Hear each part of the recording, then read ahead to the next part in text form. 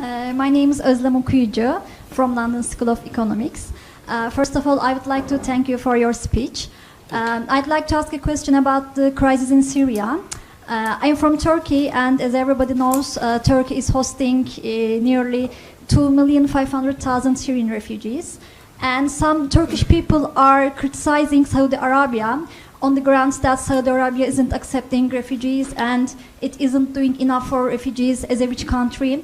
And as you said, there is a responsibility. You said that Saudi Arabia has a responsibility in terms of it's a center for Islam. So some Turkish people are also saying this. It's an Islamic country, so why isn't it doing enough for Syrian refugees? So I'd like to ask about this issue. I'd like you to elaborate on Saudi Arabia's refugee policy. Okay. Thanks. Thank you. I'll ask you to take that directly. Yes, thank you. I think we could have done a better job explaining what we've done with Syrian refugees. Saudi Arabia has issued more than 2.5 million visas to Syrian refugees since the crisis began. We put out a statement. Nobody noticed it.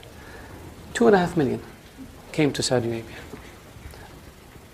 I think 600,000 or 700,000 still remain in Saudi Arabia. Not one of them lives in a refugee camp. And not one of them lives in a tent.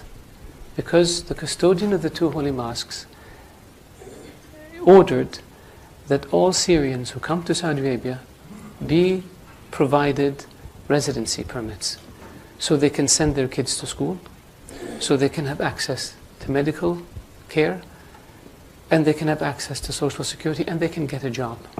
We don't have one Syrian. Of all the Syrians who came to Saudi Arabia, 2.4 million, not one of them lives in a tent. And the same thing we did with Yemenis. Since the war in Yemen began, almost 1 million Yemenis came to Saudi Arabia as refugees. And the same policy was applied to Yemenis. Not one of them lives in a refugee camp, and not one of them lives in a tent.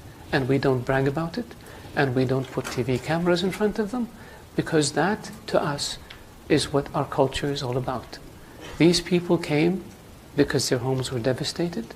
They came seeking refuge and shelter and safety in Saudi Arabia, and we provided for them in a way that is dignified, in a way that doesn't humiliate them, in a way that allows them and their children to lead as normal a life as possible given the circumstances. So I really appreciate the question, so I can educate the audience about our refugee policy. Thank you. Thank you very much.